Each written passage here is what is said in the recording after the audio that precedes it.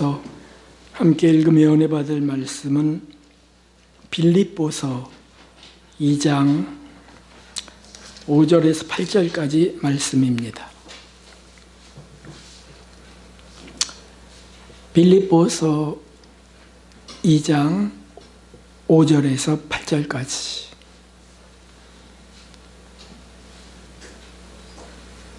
네, 우리 함께 읽도록 하겠습니다.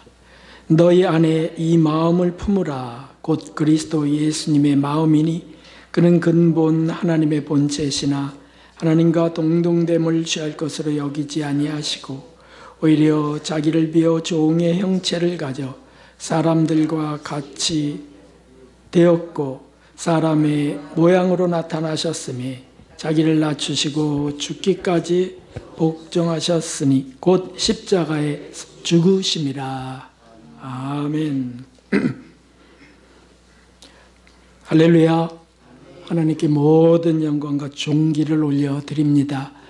오늘 모이신 분들에게 그 하나님으로부터 또다시 부어지는 우리가 한 것 없이 받는 그 은혜가 소낙비처럼 쏟아지기를 예수 그리스도의 이름으로 축원합니다.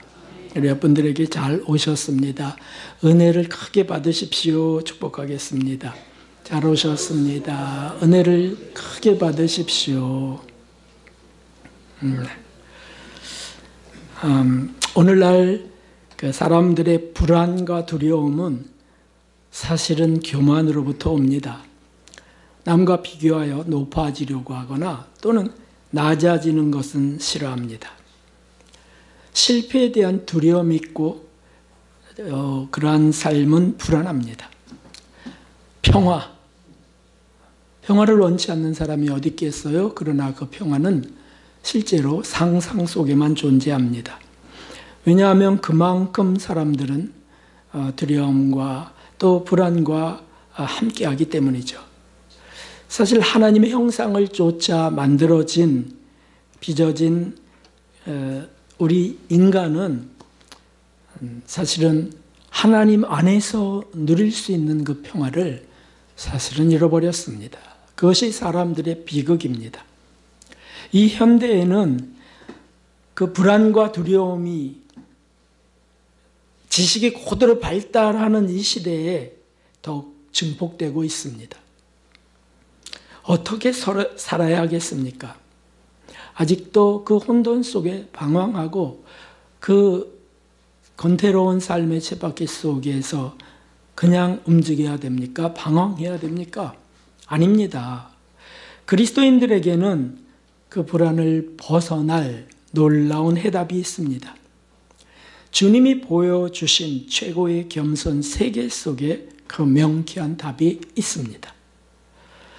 그 겸손을 이제 찾아가면서 본문에서 찾아가면서 우리가 정말 그것을 얻기 소원합니다. 먼저는 첫 번째 최고의 겸손이 있습니다. 구약에는 하나님이 선지자들을 통해 말씀으로 또는 천사들로 오셨습니다. 신의 산에 직접 강림하셨을 때는 어미하신 권위를 갖고 오셨어요. 그러므로 사람들은 두려워 떨었고 하나님께 나아갈 수가 없었습니다. 그저 경외해야 될 동떨어진 하나님이셨습니다. 하나님을 감히 쳐다볼 수도 없었고 가까이 할 수 없었습니다. 출애굽기 19장에 보면 그런 말씀이 있습니다. 모세에게 여호와께서 경고하는 말씀이 있어요. 백성을 경고하라. 백성이 밀고 들어와 나 여호와에게로 와서 보려고 하다가 많이 죽을까 하노라.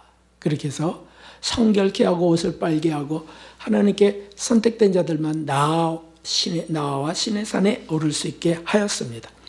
하지만 하나님을 볼 수는 없었어요. 그 구약의 그 역사는 모형적 역사였습니다. 예고였습니다.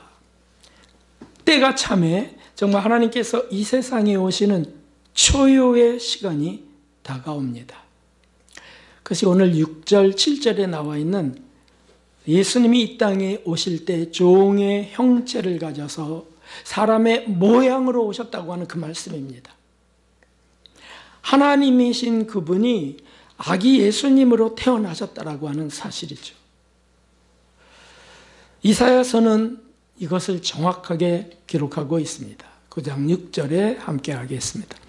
이는 한 아기가 우리에게 낳고 한 아들을 우리에게 주신 바 되었는데 그 어깨에는 정세를 메었고 그 이름은 기묘자라 모사라 전능하신 하나님이라 영존하시는 아버지라 평강의 왕이라 할 것임이라. 아멘.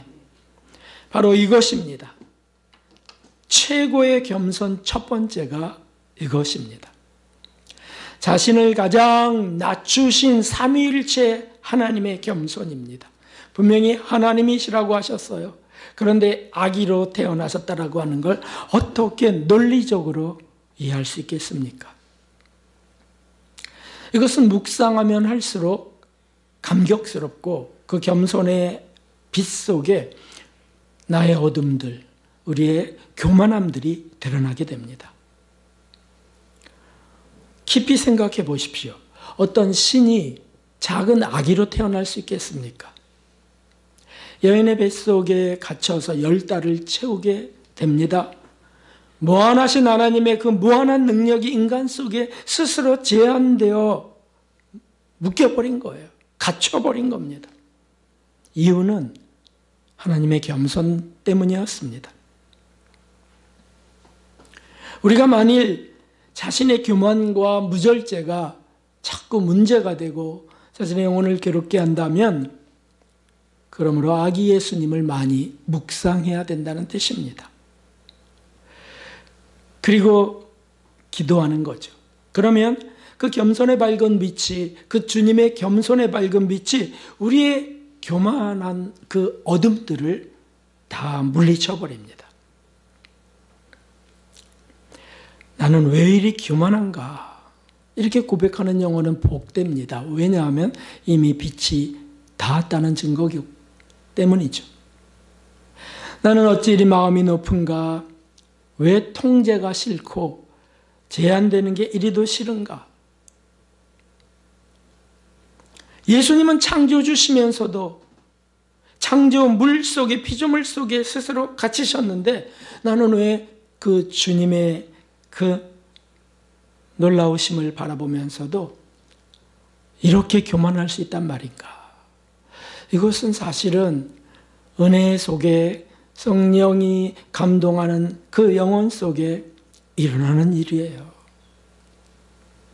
우리가 지금 대림절로 지내는 것은 바로 이것을 묵상하는 겁니다. 첫 번째 회개의 주제가 여기에 있습니다.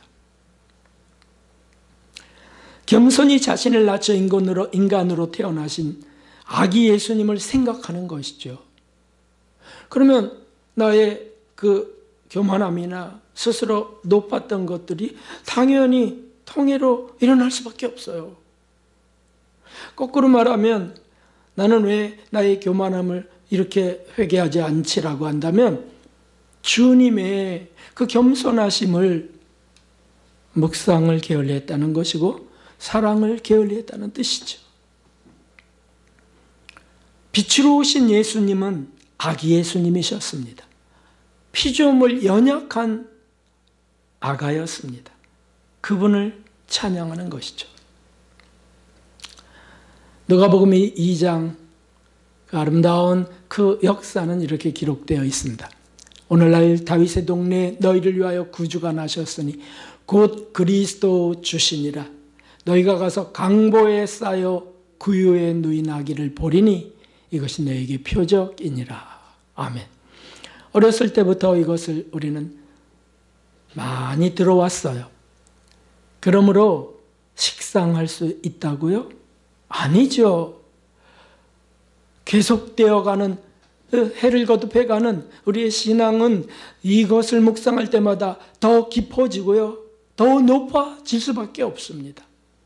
강보 거친 천에 쌓여서 짐승의 바통 위에 누인 아기를 있을 곳이 없어 쫓겨나서 그리고 그 아무도 원치 않는 곳에 소중한 아기를 누인 어머니 마리아와 요셉 그리고 거기에 아무 반항 없이 누우셨던 예수님을 생각하는 거죠. 사랑하는 여러분, 불평도 반항도 없으셨던, 거부도 없으셨던 그분의 겸손을 봐야 하는 겁니다. 세상 어떤 신이 그렇게 오실 수 있을까요? 어떻게 누가 그렇게 겸손할 수 있겠습니까? 십자가 묵상 중에 그 십자가 길 14절을 묵상하는 중에 처음에 시작되는 그 예수님의 그 탄생, 그것이 그렇게 감동일 수밖에 없는 이유죠. 한없이 거기에 머물고 싶어요. 왜냐하면 그 예수님의 겸손의 빛이 우리의 교만을 치료하기 때문이죠. 오만한 죄로부터 우리를 건져내는 겁니다.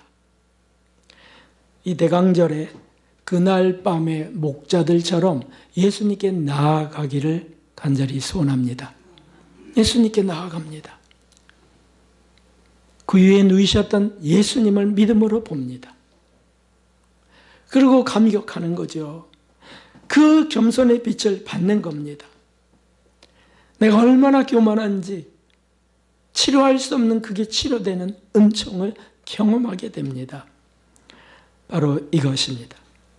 그날 밤에 목자들처럼 또는 동방박사들처럼 나아가서 예물을 드리고 그분 앞에 겸손히 엎드려 경배를 드리는 것. 대강절의 첫 번째 은혜입니다. 두 번째 은혜가 있는데 그 두 번째 최고의 겸손, 그것은 8절에 한 구절로 나와 있습니다. 자기를 낮추시고 라고 하는 이 표현입니다. 낮추시고. 이 말 뜻은 하나님이 죄인들 속에, 죄인을 심판하실 수 있는 그 하나님이 죄인들 속에 사셨다는 뜻입니다. 그만큼 낮추셨다는 뜻입니다. 그분은 거룩하셔서 죄를 떠나 계시지만은 흠과 티가 없는 완전하신 하나님이셨지만 놀랍게도 그분은 죄인들 속에 함께 거하셨습니다. 이것은 구약에서는 전혀 상상할 수 없는 사실입니다. 그러므로 죄인들이 하나님 앞으로 나아가면서 자신의 그 죄를 씻을 수 있고 성결케 하고 그리고 주님 앞에 거할 수 있게 됐던 거예요. 구약은 이거는 상상할 수 없는 사실이죠. 나아가려면 제사를 드려야 되고요. 허락을 맡아야 되고요.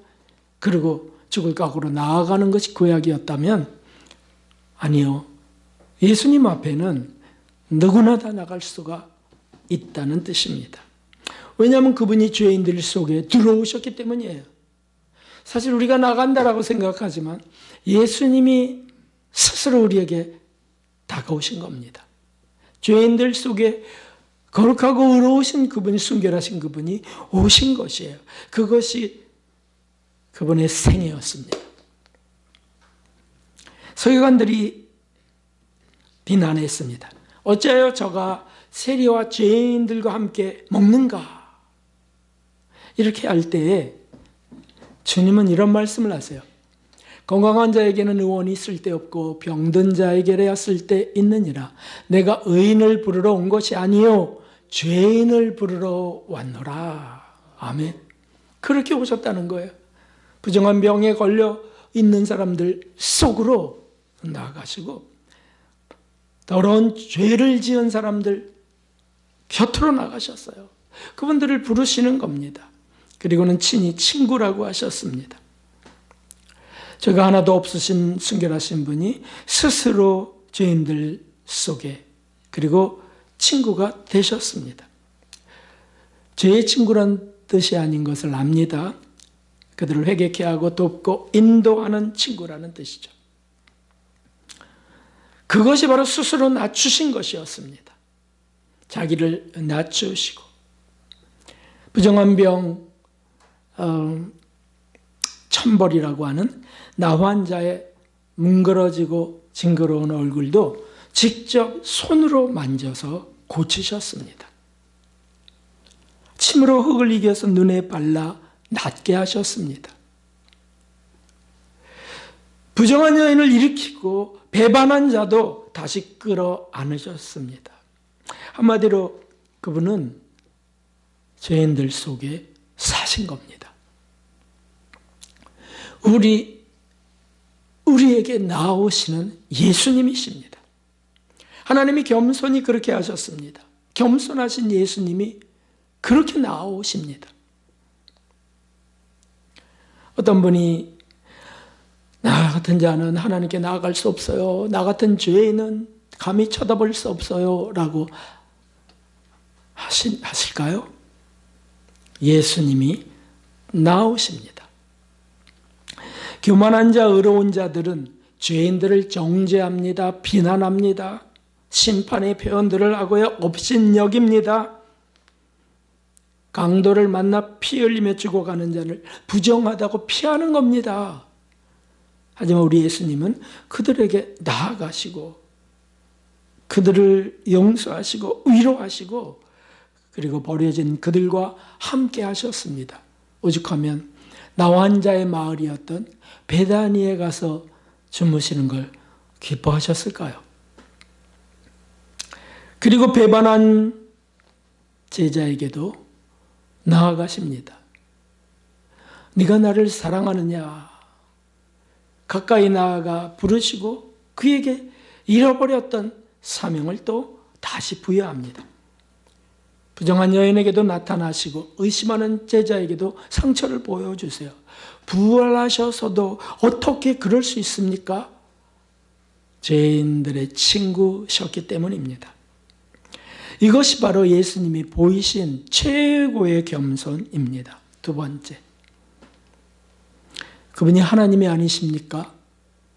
그분은 영존하시는 아버지가 아니십니까? 그런데 죄인들의 친구가 되세요. 세상에 이보다 더 든든한 피난처가 어디 있을까요? 이보다 더 의지해야 될 분이 누구실까요? 우리의 남편일까요? 아내일까요? 가족들일까요? 그 누구도 아닙니다. 예수님이십니다. 마지막으로 예수님 최고의 겸손이 있으셨습니다. 그것은 8절에 나와 있습니다. 십자가의 죽으심입니다. 그 사랑의 하나님, 겸손의 하나님, 그 예수님께서 그러나 이 세상에서 받으신 것은 죄인들을 사랑하여 그 안에 거하셨지만 그분이 죄인들에게서 받은 것은 뭐였냐 하면 십자가 하나였습니다. 창조주 하나님께서 피조물의 손에 의해 처절하게 죽으셨다는 것, 이것을 어떤 이성이 이해할 수 있을까요? 그래서 많은 석학들이, 똑똑한 지식인들이 불가지론을 내세워요. 이건 불합리하다. 이건 사실일 수 없다. 하나님이 어떻게 거룩하시고 순결하신 그 하나님이 어떻게 죄인들 속에 거하냐? 어떻게 사람으로 나올 수 있느냐? 참 그런 분들 간혹 보게 될 때 정말 기가 막힙니다. 온 우주를 창조하신 무한하신 그 하나님을, 온 우주, 온 영계의 창조주 그 하나님을 한 줌밖에 안 되는 작은 뇌 그 지성으로 뭘 얼마나 이해할 수 있겠다고, 그건 불합리하다라고 할 수 있을까요? 차라리 이렇게 고백해야 되는 것이 아닐까요? 오 하나님, 저는 그 사랑을 이해할 수 없습니다. 오 예수님, 그렇게 끝까지 내려가신 겸손하심을 어찌 제가 납득할 수 있겠습니까? 그러니 그저 믿게 하시옵소서. 믿음을 주시옵소서. 이렇게 고백해야 마땅한 것이죠.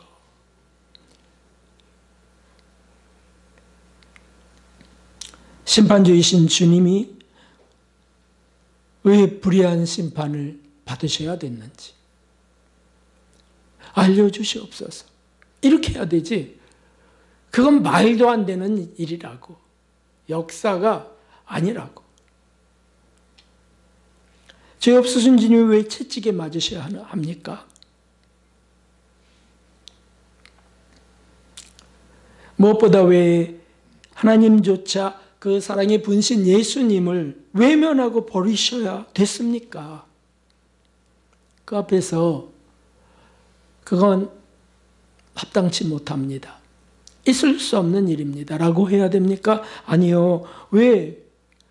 이해가 안 된다면 왜 그래야 됩니까? 왜 그렇게 하셨습니까? 라고 그 앞에서 구해야 되는 거죠. 중세의 최고의 성인 성 프란시스가 그렇게 하나님 앞에 자신으로서는 도저히 이해가 안 되는 그분의 그 놀라운 사랑과 겸손 앞에 왜 그렇게 하셔야 됐습니까? 라고 할 때 음성이 들려요. 그게 뭐냐 하면 사랑이 그렇게 했느니라 라고 하는 음성이었어요. 왜 그렇게 되셔야 됐습니까? 사랑이 그렇게 했느니라. 하나님의 사랑이. 죄인들을 구원하시려는 하나님의 사랑, 예수님의 겸손과 그 사랑이 그 모든 부정한 것들, 인간의 그 얄팍한 그 잔꾀, 조롱과 비난, 침뱉음, 잔인한 죽음, 십자가의 극악한 죽음을 견디게 하셨다는 거죠. 이것이 바로 최고의 겸손입니다. 이 최고의 겸손이 아니면 그 무엇도 이룰 수 없는 기적 중의 기적이 여기에 있습니다. 사실 우리가 예수님을 부른다는 것은 온 우주를 통틀어서 최고의 기적을 부르는 겁니다. 오 예수님.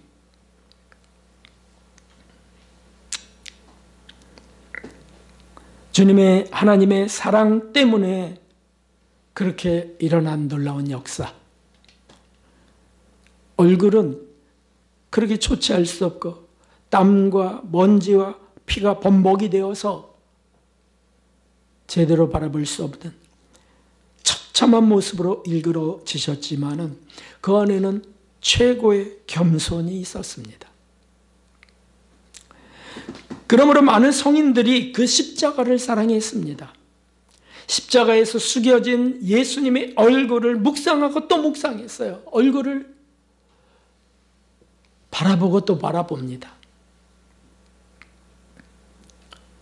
소아 테레사도 그 어린 나이에, 젊은 나이에 그분은 표현하기를 성면, 거룩한 얼굴을 모든 덕의 보화로 여겼습니다. 예수님 앞에 그 얼굴을 바라보며 앉는 것을 최고의 기쁨이요, 자기가 누릴 수 있는 최고의 은혜로 생각했어요. 그분 앞에서 수많은 지혜도 덕도 길러냈습니다. 깊은 우물을 길러내듯이 거기에서 길러냈어요. 그분이 많은 공부를 한 사람이 아니고 학력이 높은 사람이 아니에요. 그러나 그 예수님을 바라보면서 그 얼굴 앞에서 그분을 직시하면서 수많은 보화들을 길러냈습니다. 그거는 소아 테레사가 함께했던 수련장, 그분의 증언 속에 발견할 수 있습니다. 그 수련장은 이렇게 말했습니다. 소아 테레사에 대해서 예수님의 상처 입으신 얼굴을 관상하며 그 굴욕을 묵상하면서 겸손과 고통에 대한 사랑, 관대한 희생, 영혼들에 대한 열성, 피조물에게서의 이탈 등 소아 테레사, 그녀가 실천하고 있던 굳세고 씩씩한 모든 덕을 거기서 길어냈습니다. 이것은 성경이에요. 성경적이에요. 왜냐하면 여호와 하나님을 경외하는 자에게는 지혜를 부어주신다고 했거든요. 세상에 아무리 많은 공부를 했어도, 많은 책을 읽고 학문을 했어도 얻을 수 없는 지혜를 하나님을 경외하는 자에게 주시는 겁니다. 덕도 길어냈습니다. 그 뜻은 회개하고 겸손하신 주님 앞에 자신의 교만이 노출되니까 또 회개하고, 그러니 자꾸 성령님은 겸손의 열매를 맺게 하시면서 점점 덕은 진보되게 되는 겁니다. 제르뚜리다라고 하는 성녀가 계신데 그분에게 주신 주님의 말씀도 그렇습니다. 이것은 한두 번의 내용이 아닙니다. 그분은 이렇게 말했습니다. 선에 나아가고자 하는 영혼은 내 품 안으로 나아오라. 그분이 기도할 때 감동에 의해서 주의 음성을 듣는 겁니다. 그러나 만일 소망의 날개를 펴고 더 멀리 더 높이 날기를 원하거든, 관대한 사랑의 날개, 주님의 날개에 의지하여 내 얼굴 주위를 날아다녀라. 예수님의 얼굴 주위를 날아다녀라. 그 뜻입니다.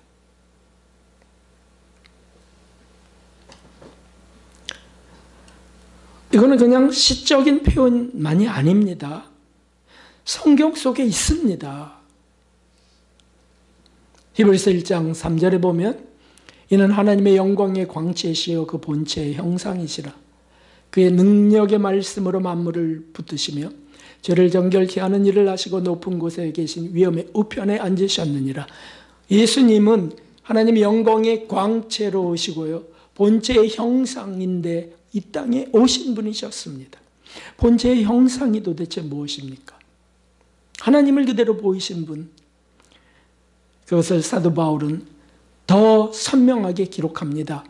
고린도서 4장 6절에 함께 어두운 데서 빛이 비치리라 하시던 그 하나님께서 예수 그리스도의 얼굴에 있는 하나님의 영광을 아는 빛을 우리 마음에 비추셨느니라. 아멘. 예수님의 얼굴에 있는 하나님의 영광을 아는 빛, 그것을 그분들은 보셨던 거예요. 그러나 예수님의 얼굴을 자주 묵상할수록 회개가 자주 터지고 자주 볼수록 덕이 진보로 나아가게 되는 겁니다.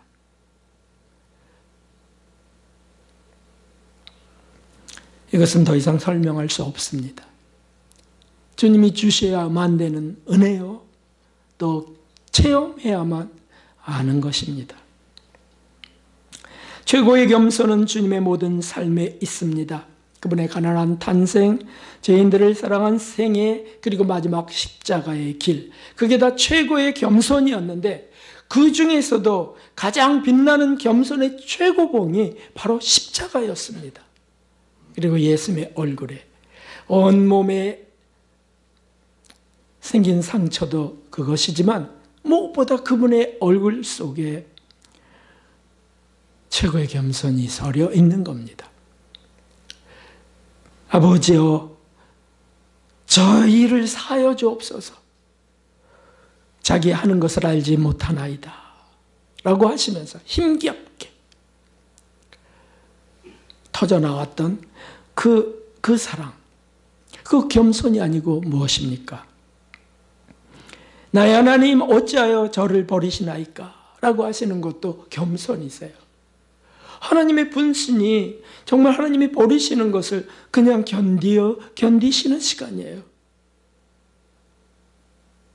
이제 나랑 동등하신 분인데 왜 나에게는 이렇게 하시지 않으신 겸손이 아닙니까? 그리고는 내 영혼을 아버지 손에 의탁하나이다 부탁하며 고개가 떨궈주셨던 분.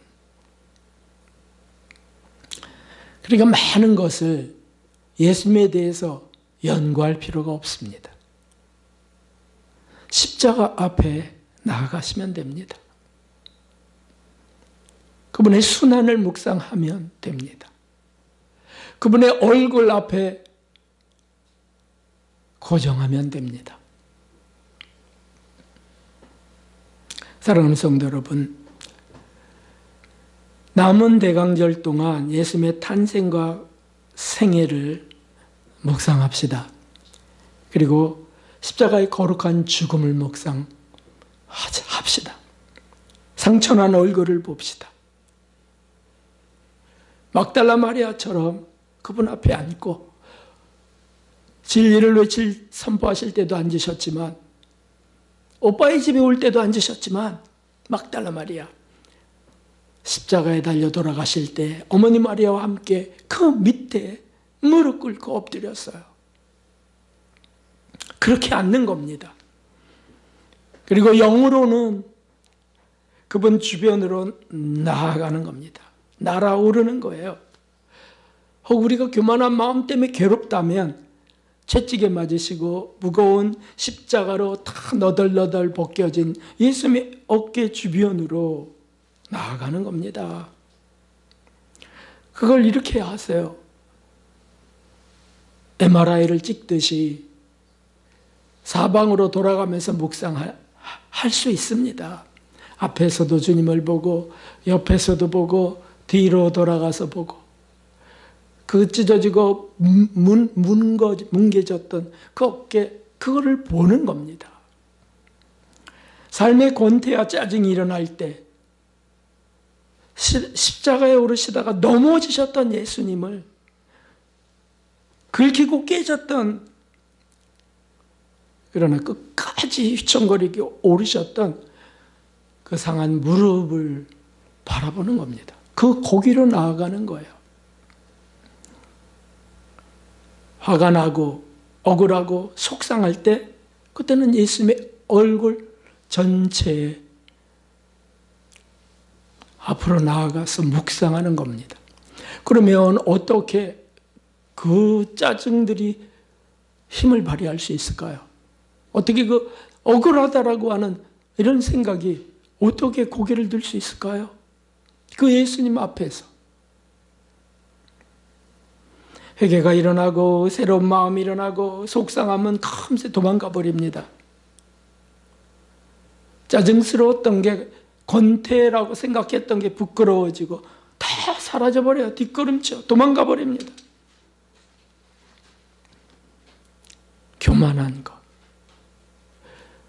남의 실수나 잘못을 지적하고 잘못됐다 그러고, 이 교만함도 다 그냥 무너져 버릴 수밖에 없어요. 주님을 묵상하지 않으면 그런 거 기승을 떨 수밖에 없는 거고요. 주님의 사랑의 광채가 일으키는 신비예요. 성령이 기뻐하시면서 일으키시는 기적이라고요. 거기에 모든 보화가 다 담겨 있어요. 모든 덕이 거기로부터 나옵니다. 모든 지혜가 그 속에 있습니다. 그렇게 나아갈 때는 지금까지와는 전혀 다른 새로운 신비가 주어집니다.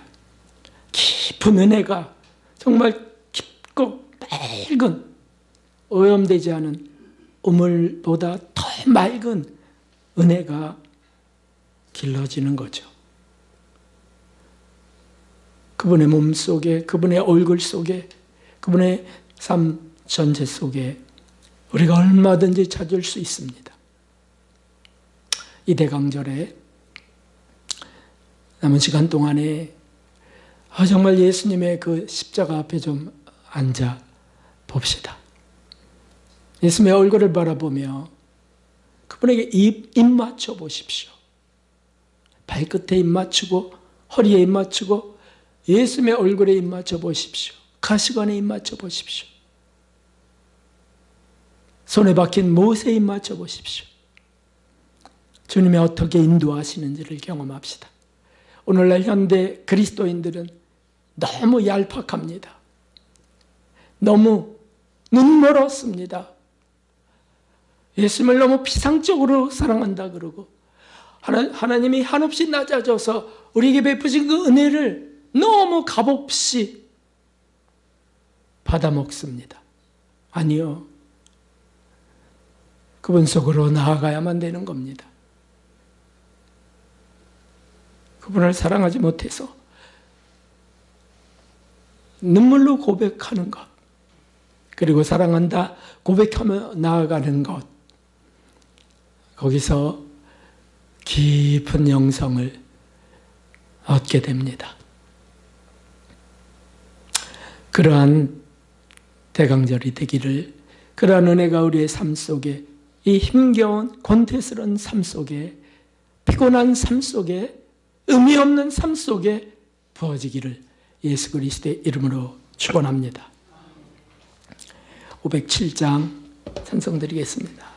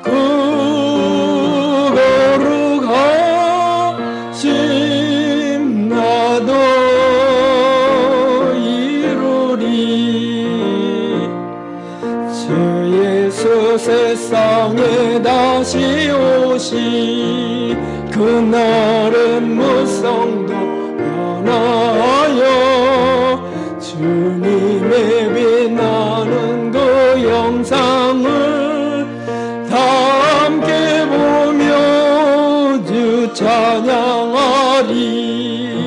주님의 마음 본받아 살면서 거룩하신 나도 이루리. 주님 한번 부르고 기도하겠습니다. 주님, 오 하나님 아버지, 오 하나님 아버지, 하나님이여, 우리는 너무 체면 속에 갇혔나이다.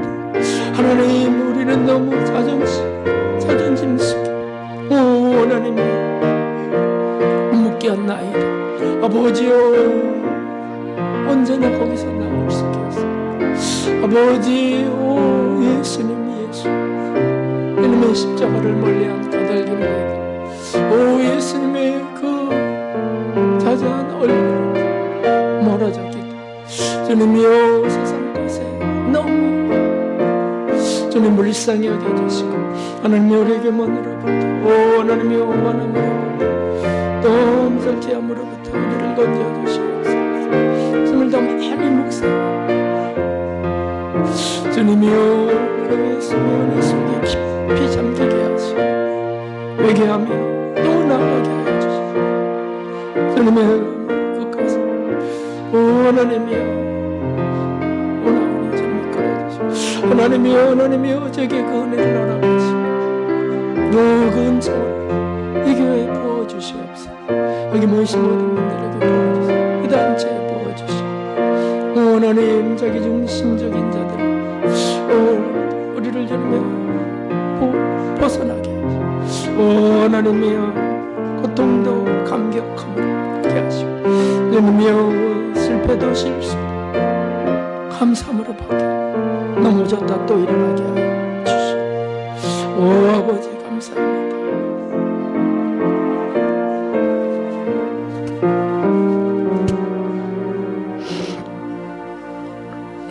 거룩하시며 존귀하신 사랑의 하나님 아버지,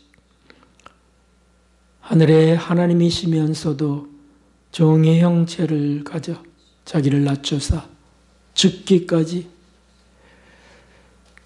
복종하셨던 예수님의 겸손의 빛을 하나님 오늘도 비추시는 줄 믿습니다. 하나님 그 놀라운 신비로운 빛이 세상의 모든 학문으로 얻을 수 없는 모든 철학과 모든 지식으로도 결코 받을 수 없는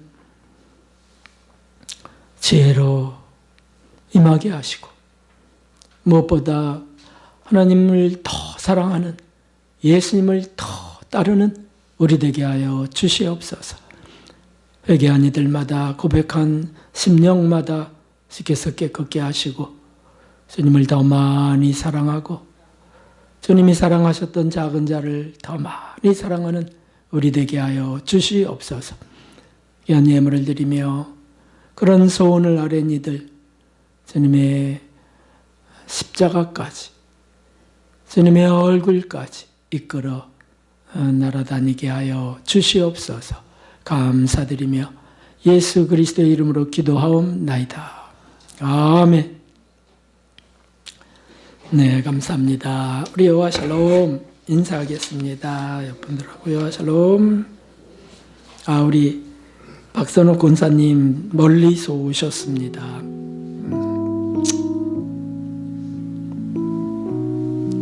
우리 감사해서 우리 박수하겠습니다. 감사합니다.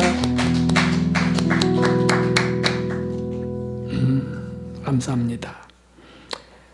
네, 주님의 재림을 간절히 기다리면서 깊은 회개 감사기도 올리고 또 초림 축하하는 준비 잘 해주시기 바라고요. 저녁 8시에서 10시 사이에 교회나 각 처소에서 기도할 때 오늘 말씀 또 들으셔도 돼요. 또 들으셔도 되고요. 또 읽어도 돼요. 그 설교문은 홈페이지에 나와 있으니까요. 그래서 더 가까이 나아가면 참 좋겠습니다. 오후 예배는 글로리아 찬양단 창단 예배로 드리겠습니다. 다음 주에는 공동회, 약식 공동회가 있고요. 여선교회는 그 임원 개선이 돼야 되겠죠. 네. 오늘 하시면 되겠네요. 또 주보로 그 전도에 사용하시면 좋겠습니다. 네, 정력 기도회가 진행 중이고요. 네, 감사합니다. 이제 일어나셔서 주기도 드리신 뒤에 축도로 마치겠습니다. 하늘에 계신 우리 아버지시여, 이름이 거룩히 여김을 받으시오며 나라가 임하옵시며 뜻이 하늘에서 이루어진 것 같이 땅에서도 이루어지이다. 오늘날 우리 일용할 양식을 주옵시고 우리가 우리에게 죄 지은 자를 사하여 준 것 같이 우리의 죄를 사하여 주옵시고 우리를 시험에 들게 하지 마옵시며 다만 악에서 구하옵소서. 되게 나라와 권세와 영광이 아버지께 영원히 있사옵나이다. 아멘. 이제는 우리의 구주 예수 그리스도의 무한하신 십자가 구속의 은혜와 하나님 아버지의 형언할 수 없는 놀라운 사랑과 예수 그리스도의 성령 하나님의 그 회개케 하시고 열매 맺게 하시는 감동하시는 놀라운 은총이 예배하며 주님 더 사랑하기 원하는 영혼들 머리머리 위에 만남 위에 이 단체와 이 나라 위에 온 세계 선교사님들 위해 이제로부터 영원까지 함께 하시옵기를 진심으로 축원하옵나이다. 아멘.